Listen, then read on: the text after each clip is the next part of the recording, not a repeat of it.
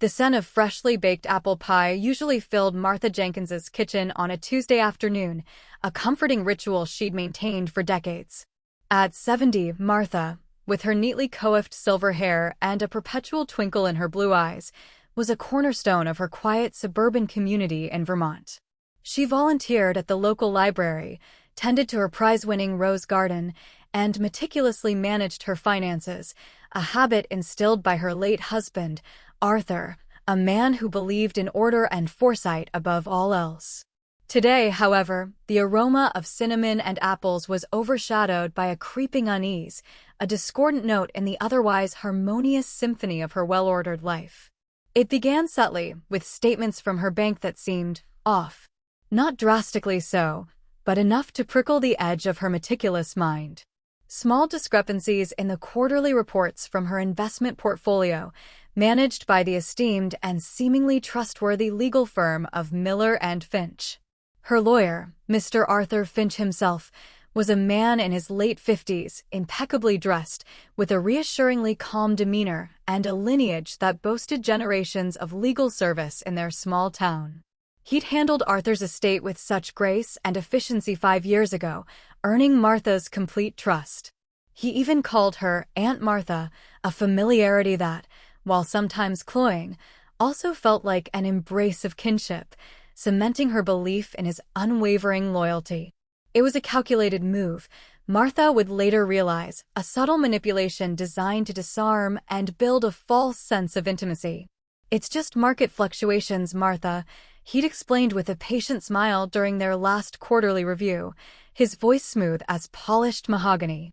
"Or perhaps a minor administrative adjustment. These things happen. The algorithms are constantly optimizing." He'd waved a dismissive hand, effortlessly navigating the complex financial jargon that Martha, despite her best efforts, often found herself drowning in. She had always prided herself on her sharp mind, but the intricacies of modern finance, with its talk of algorithms, derivatives, and blockchain, sometimes felt like trying to grasp smoke. It was a common challenge for many her age, this feeling of being left behind by an accelerating world, a vulnerability that Finch, with his glib explanations, skillfully exploited. The way he spoke, with a slight tilt of his head and an almost paternal tone, made her feel as though questioning him would be an act of impudence, or worse, a display of her own lack of understanding. Yet, the disquiet lingered. Martha had a lifetime of experience, a keen sense for when something wasn't quite right, a finely tuned intuition honed by 70 years of navigating life's currents. She'd raised 3 successful children, managed a bustling household, and even, for a time, ran a small, prosperous antique shop, where a keen eye for authenticity and value was paramount. She understood value, and she understood discrepancies. Her retirement savings, meticulously built over 40 years of hard work and prudent investments, teaching, raising a family, contributing to her community, represented her independence, her security, and the legacy she hoped to leave for her grandchildren. The thought of anything jeopardizing it was a gnawing fear she rarely allowed herself to acknowledge, a dark shadow flickering at the edges of her otherwise sunlit existence. The comfort of her predictable routine, her daily walk through the town square, her weekly bridge game with friends, suddenly felt fragile, resting on an unstable financial foundation. One afternoon, while tidying her home office, a relic of Arthur's meticulous record-keeping, she stumbled upon an old ledger. It was a dusty, leather-bound book, its pages yellowed with age, filled with Arthur's precise, almost calligraphic handwriting, detailing every penny they had ever saved, every investment, every dividend. He had kept it for over 50 years, a testament to his belief in transparent, tangible records, a habit from an era when personal finance was less abstract, less digital. Martha, with a faint smile, remembered his adage, "Paper doesn't lie, Martha." Computers can be hacked, but ink on paper tells the unvarnished truth. The weight of the book in her hands felt solid, reassuring, a tangible connection to Arthur's foresight. Flipping through the pages, she saw entries for the initial investments with Miller and Finch, the bulk of their retirement nest egg, moved from a more conservative bank account into what Finch had promised were growth-oriented, secure opportunities. The numbers here, scrawled in Arthur's neat hand, were considerably higher than what her recent statements from Mr. Finch indicated. Not just small market fluctuations, not a few $1,000s here or there, but significant, undeniable differences, stretching back several years. Her heart began to pound, a frantic drum against her ribs, a jarring rhythm against the peaceful hum of her refrigerator. This wasn't a minor administrative adjustment. This was something far more insidious. A cold dread seeped into her bones, chilling her despite the warmth of the afternoon sun streaming through her window. The next morning, armed with Arthur's ledger and a growing knot of dread in her stomach, Martha called Mr. Finch's office. She requested a detailed, itemized breakdown of all transactions for the past 5 years, not just the summarized quarterly reports. His assistant, a young woman named Brenda, sounded flustered, her voice tight. "Mrs. Jenkins, Mr. Finch is in a series of very important meetings all week. Perhaps we can schedule something next month." There was an almost imperceptible tremor in Brenda's voice, a hint of something deeper than mere scheduling conflict. "No, Brenda," Martha said, her voice firmer than she intended, a newfound resolve hardening her tone. "I need this information sooner rather than later. And I need it in person, from Mr. Finch himself. This is urgent. Please tell him I require a meeting within the next 48 hours. A long pause, then a sigh, almost a whimper. I'll see what I can do, Mrs. Jenkins." The resistance, however subtle, only intensified Martha's suspicions. A lifetime of experience had taught her that evasiveness often masked something far worse. She spent the next few days poring over her recent bank statements, comparing them to old ones, trying to make sense of the tangled web of numbers. She downloaded every transaction record available online, something she'd only recently learned to do with the help of her tech-savvy granddaughter, Emily, during one of Emily's visits home for Thanksgiving. The digital landscape was still a challenge, a maze of passwords and pop-ups, but her determination was a powerful motivator, pushing her past the initial frustration. She printed everything, creating physical copies, as if to make the abstract numbers more real, more undeniable. She even enlisted the help of a magnifying glass, scrutinizing the fine print, the tiny dates, the obscure codes. Each printed page laid out on her desk felt like a piece of a complicated puzzle. What she found sent a chill down her spine, a profound coldness that settled deep in her chest. Several large withdrawals, disguised as management fees or reinvestment opportunities, didn't align with her records or the market's performance, which had generally been trending upwards. There were also smaller, regular transfers to an offshore account, a detail that screamed alarm bells in her mind, fed by years of watching true crime documentaries and reading investigative journalism. The sheer audacity of it, the systematic nature of the theft, was staggering. These weren't mistakes. This was calculated. This was theft. And the man she had trusted, the man who called her Aunt Martha, was the perpetrator. The betrayal hit her with a physical force, a sharp pain in her chest that rivaled the grief she'd felt when Arthur passed. It wasn't just the money. It was the violation of her faith, the mocking of her good nature, and the shattering of a comfortable, trusting world. Her first instinct was to call her son, David, a busy corporate lawyer in Boston. He would know what to do, how to fight. But a lifetime of independence, coupled with a deep-seated desire not to burden her children, held her back. David would be furious, perhaps even rash. He would want to swoop in, to take over, and, while she appreciated his protectiveness, Martha knew this was her battle to fight, her justice to seek. This was not just about money. It was about the desecration of Arthur's legacy, the violation of her trust, and the calculated disrespect shown to an older woman presumed to be vulnerable. She needed to approach this with the same methodical calm Arthur would have used. She remembered an old adage Arthur often quoted, "When faced with a mountain, don't try to move it with your bare hands. Find the path around it, or the tools to break it down, stone by stone." Her tools weren't physical strength or youthful vigor, but something far more potent, patience, meticulousness, and the quiet, often underestimated, wisdom that came with age. She would use her experience, her networks, and her unyielding resolve. Martha decided to broaden her investigation. She started by subtly asking around the community, testing the waters, like a seasoned detective gathering preliminary intelligence. She attended the weekly bridge club, where gossip flowed as freely as the sweet tea, and the stakes were often more about social standing than card points. She casually brought up Miller and Finch, mentioning how long they had been in business, observing the reactions, the subtle shifts in expression, the knowing glances. Mrs. Henderson, a sharp-tongued woman who knew everything about everyone, a veritable oracle of local happenings, mentioned, "Oh, Arthur Finch? He just bought that new beachfront property in Nantucket, you know. Very flashy for a small-town lawyer. And his wife, always wearing those designer clothes. Custom-made, I hear. Makes one wonder, doesn't it? Especially with how quiet the market has been for small law firms." A seed of suspicion, subtly planted, began to sprout. Martha realized she wasn't alone in her quiet observations.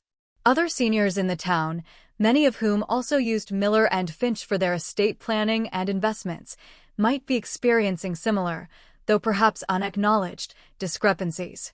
The thought that Finch might be preying on an entire segment of her community fueled her resolve. She began to connect the dots, seeing patterns where before she had seen only isolated incidents, seemingly random financial anomalies. Her next step was to visit the Public Records Office, a place she hadn't been to in years, dusty and filled with the scent of old paper. She spent hours meticulously going through property deeds, business registrations, and corporate filings. It was tedious work, the kind that required a magnifying glass, endless patience, and a willingness to decipher archaic handwriting, but Martha had both in spades. She discovered that Mr. Finch, through various shell corporations and trusts, had acquired several significant assets in recent years: a luxury condo in Miami, a vintage car collection, shares in a high-end art gallery, far exceeding what a lawyer in a town this size would typically earn, even a successful one.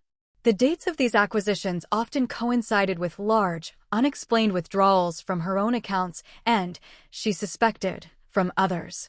The pattern was unmistakable, a grotesque tapestry of greed. The anger that had been simmering beneath her calm exterior began to boil, a quiet inferno within her. This wasn't just a mistake, it was a deliberate, calculated scheme to defraud vulnerable seniors, perhaps even her friends and neighbors. The thought of Mr. Finch, with his practiced smile and comforting words, preying on the trust of his clients, filled her with a cold fury. But it was a controlled fury, one that fueled her resolve rather than clouding her judgment.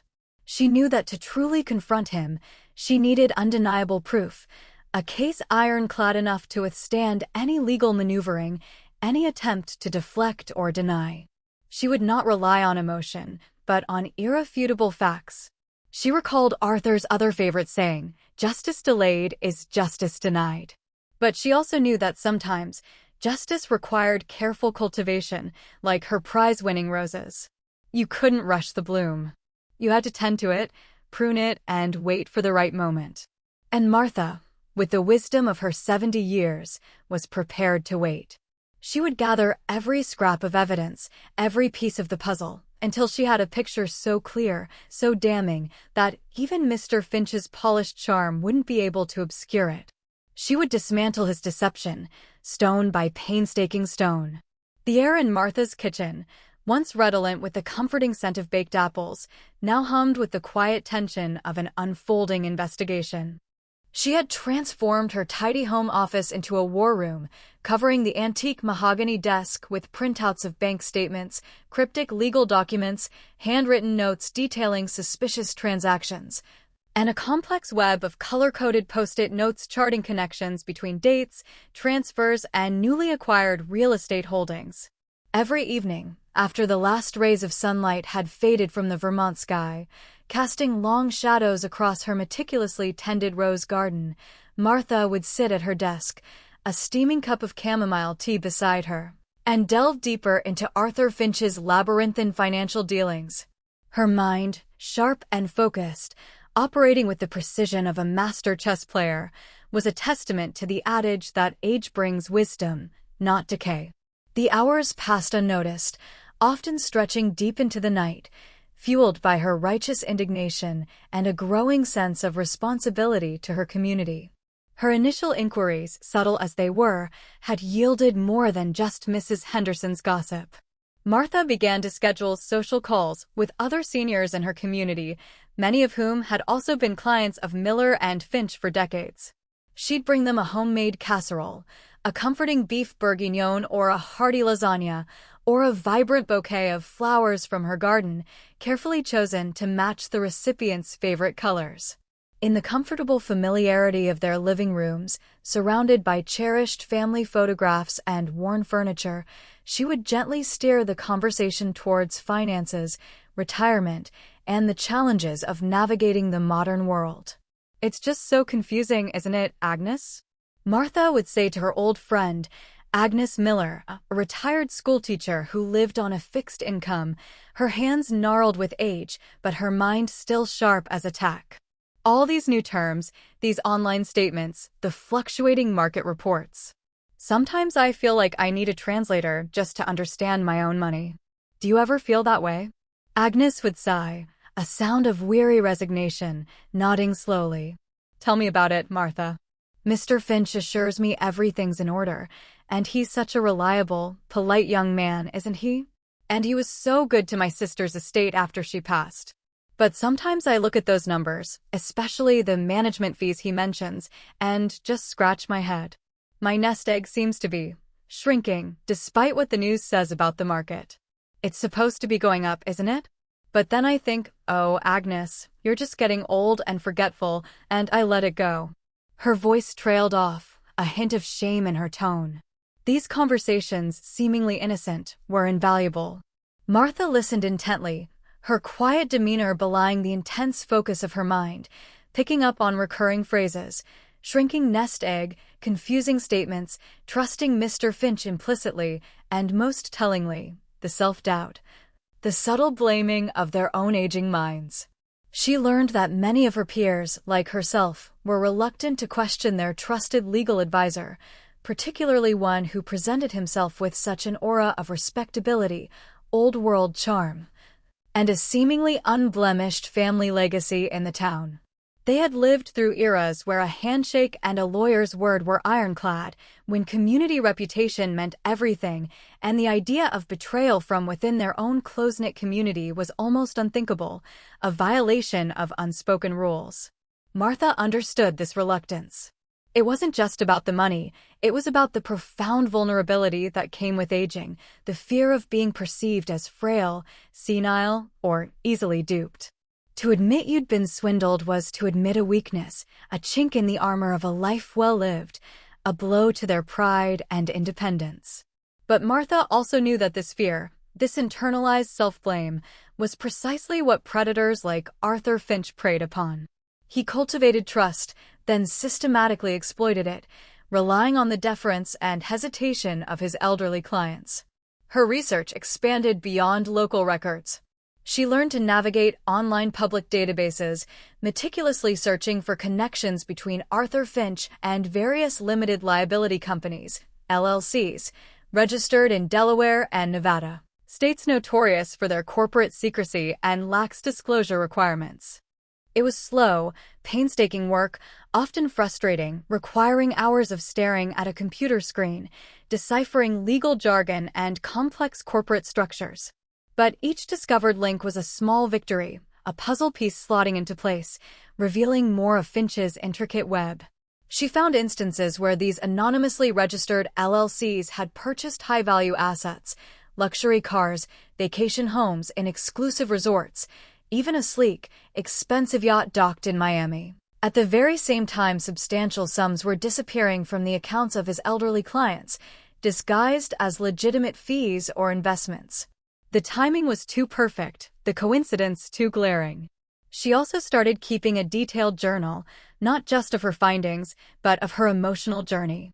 "Today, I felt a surge of rage so potent, it surprised even myself," she wrote one evening, her hand cramping from the effort, the ink dark against the cream-colored pages.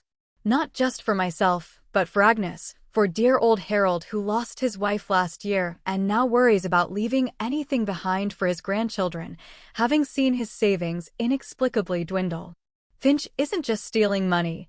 He's stealing peace of mind, dignity, and the last years of comfort for people who worked their entire lives for it. He's desecrating their legacies, their hopes, their sense of security. This is not just a financial crime, it is a profound moral betrayal. This internal monologue served as a crucial emotional release, but also as a powerful reinforcement of her motivation, solidifying her commitment to seeing justice done. It was the principle of the thing, as Arthur would have said, that truly mattered. Martha knew she couldn't confront Finch alone, not directly, without a foolproof plan. He was a seasoned lawyer, well-versed in legal loopholes, obfuscation, and the art of twisting words. She needed professional help, but not just any lawyer.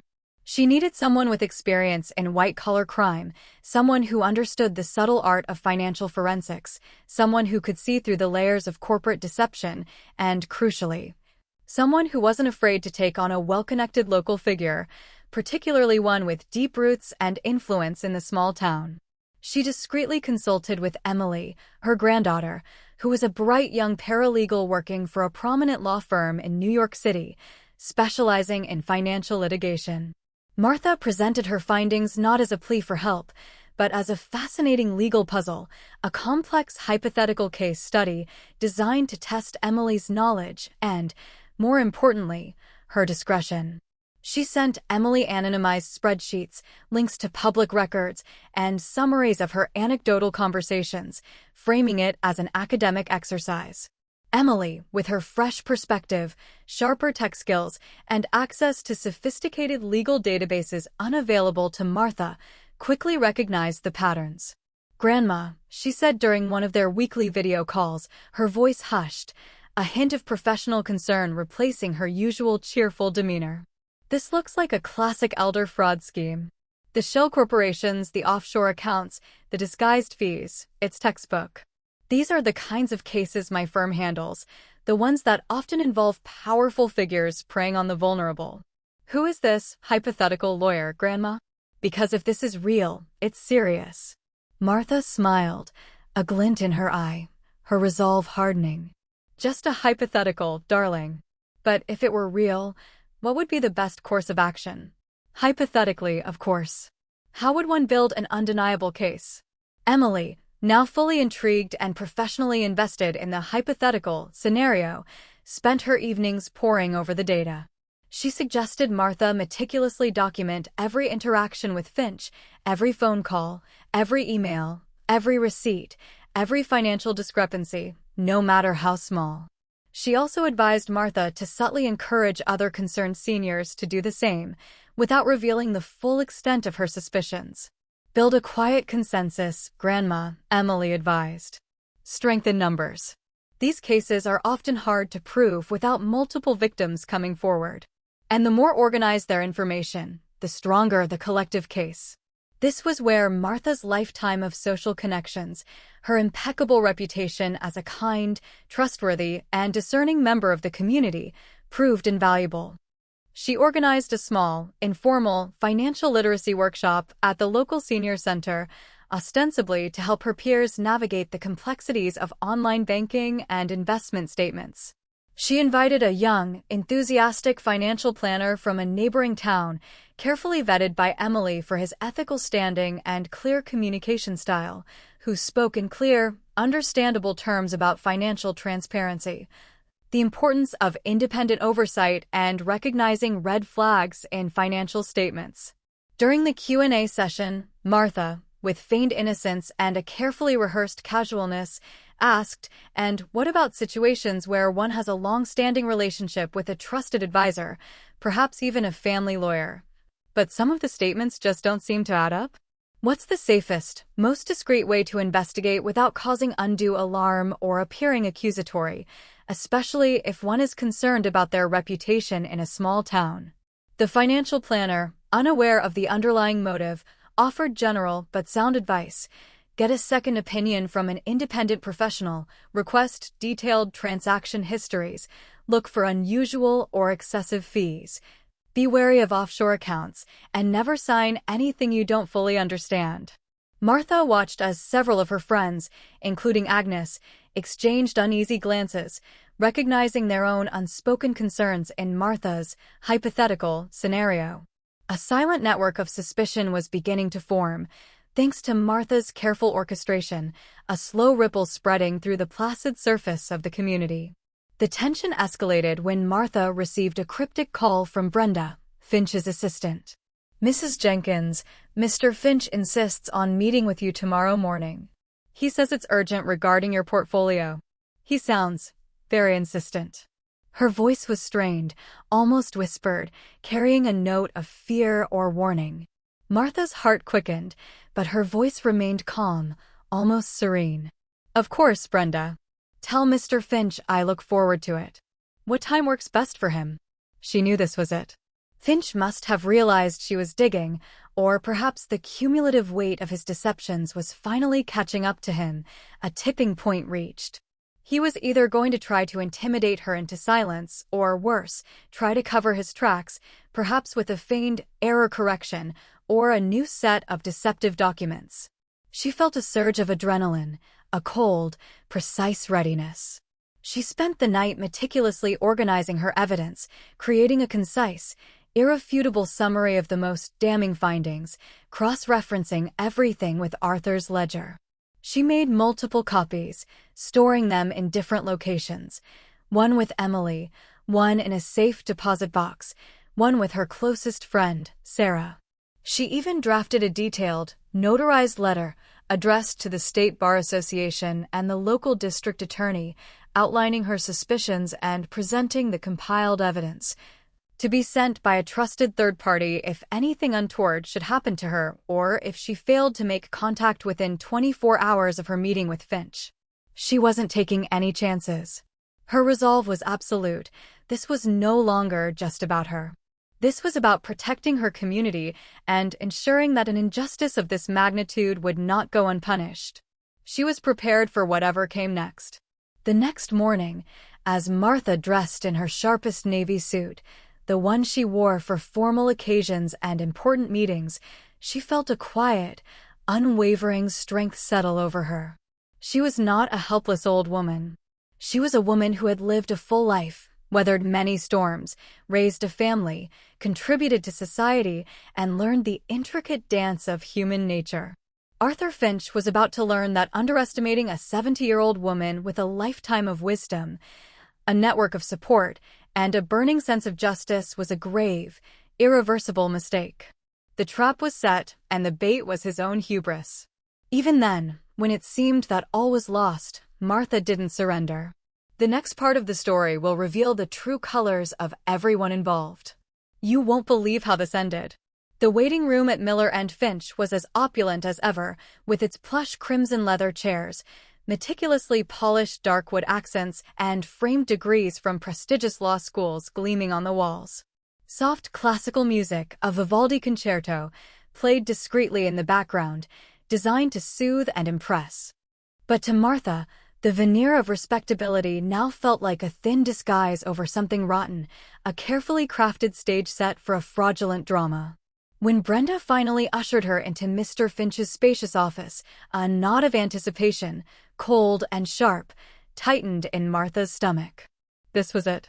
The culmination of weeks of meticulous investigation, sleepless nights, and quiet, unyielding determination. Arthur Finch rose from behind his massive mahogany desk, a practiced, almost plastic smile on his face, attempting to project an air of calm authority. "Aunt Martha, so good to see you. I do apologize for the delay. Just a busy few weeks, you know how it is, managing so many important cases." He gestured to the chair opposite him, a comfortable, high-backed leather seat, but Martha remained standing, her posture erect, her gaze steady and unblinking, betraying none of the internal tremors she felt. She did not sit. "Mr. Finch," she said, her voice calm but devoid of its usual warmth, her tone cutting through the false pleasantries. I believe we have some matters to discuss that require your undivided and immediate attention. Her refusal to sit and her direct, unyielding tone seemed to momentarily fluster him, a flicker of surprise in his eyes. His smile faltered slightly, his eyes darting towards the carefully closed office door. Of course. Please sit. How can I help you today? He tried to sound reassuring, but a hint of nervousness crept into his voice. Martha ignored his invitation to sit. She walked deliberately towards his desk and laid a neatly organized, thin but weighty, folder on its polished surface.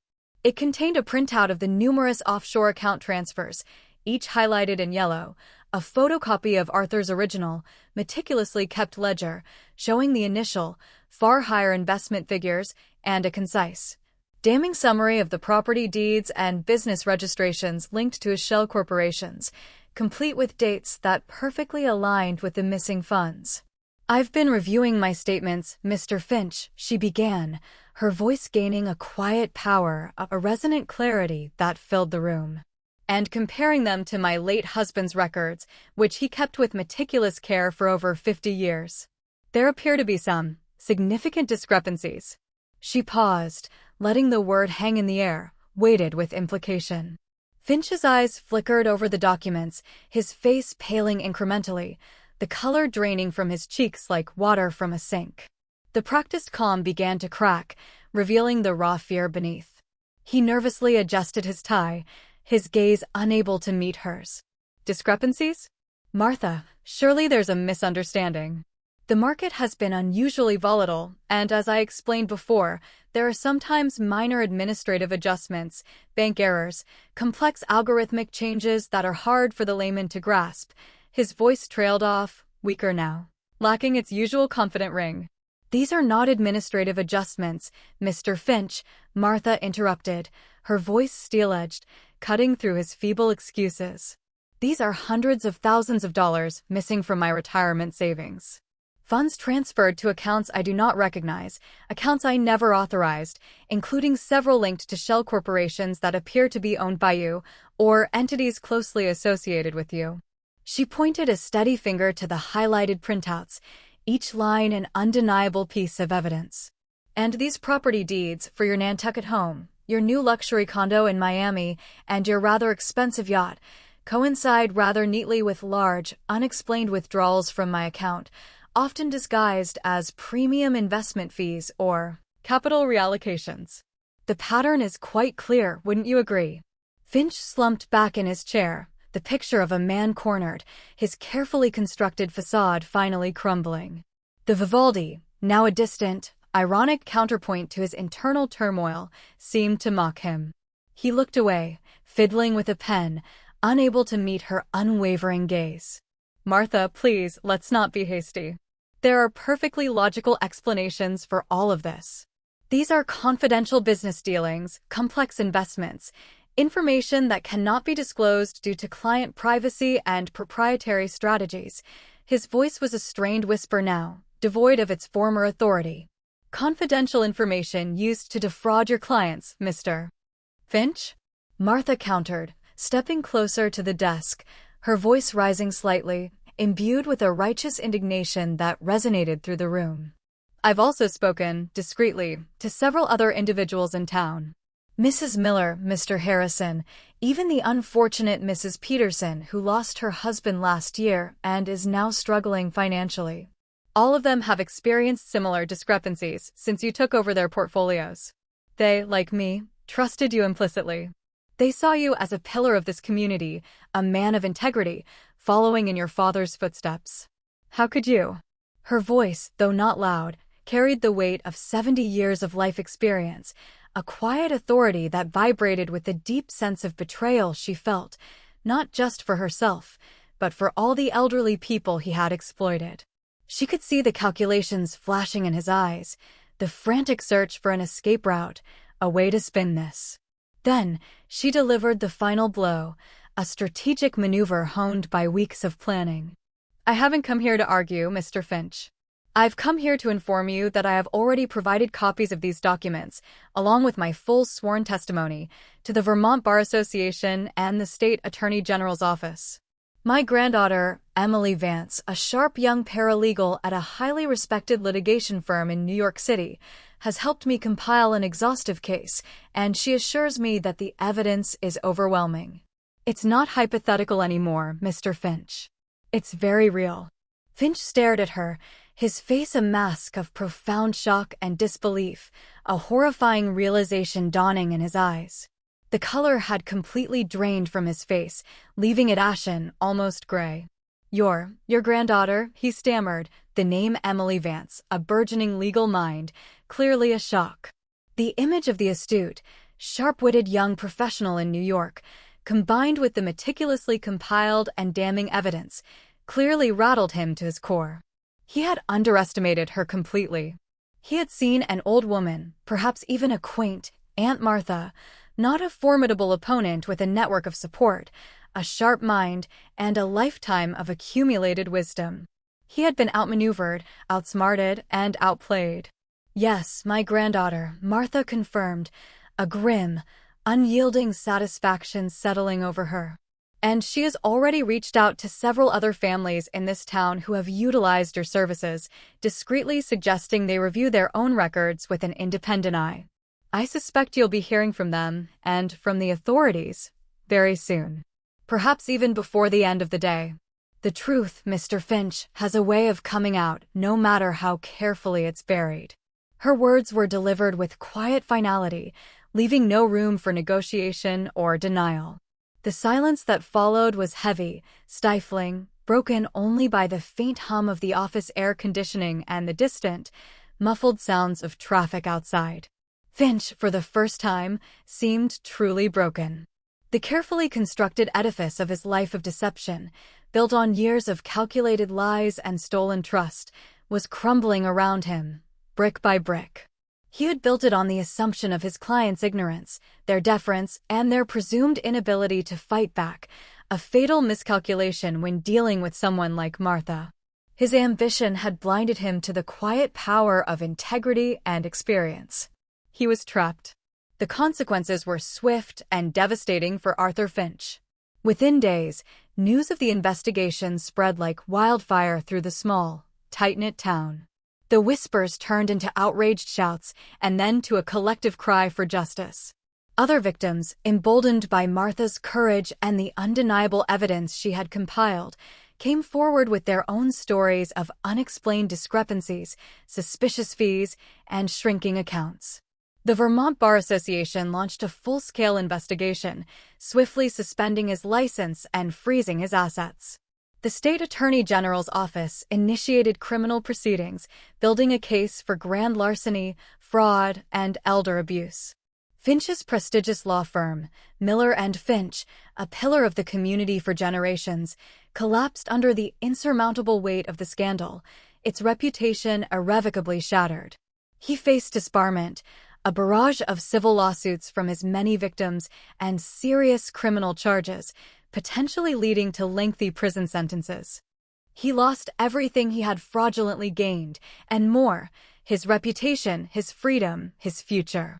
For Martha, the outcome was not a joyous celebration with cheering crowds, but a quiet, profound sense of relief, like a burden finally lifted from her shoulders. The money, while important for her security and legacy, was secondary to the deeper sense of justice achieved. The true victory lay in the restoration of a moral balance, the exposure of a predator who had preyed on the most vulnerable, and the empowerment of a community that had been quietly, systematically victimized. She hadn't sought revenge in the traditional sense. She had sought accountability and justice, and she had achieved it through intellect, meticulous planning, unwavering patience, and the profound belief that truth would, eventually, prevail. Her internal changes were significant and far-reaching. The experience had peeled back a layer of complacency she hadn't realized she possessed, revealing an inner strength and resilience she hadn't needed to call upon since Arthur's passing. She became even more vigilant, not just for herself, but for others, keenly aware of the subtle signs of manipulation and deceit. She started a small, informal senior advocate group at the community center, aptly named the Vigilant Elders. Here, she offered guidance, shared resources, and helped her peers understand their financial statements, recognize red flags, and protect themselves from potential fraud. She volunteered her time to teach basic online literacy, empowering others to navigate the digital world with confidence and discernment, turning a personal betrayal into a powerful communal safeguard. She became a quiet champion, a beacon of resilience, respected not just for her past, but for her newfound purpose and unyielding spirit. The lessons were clear, etched deeply into the fabric of her community. Trust, once broken, is difficult to mend, but accountability is paramount. Vulnerability, when exploited, demands a quiet, unwavering strength in response.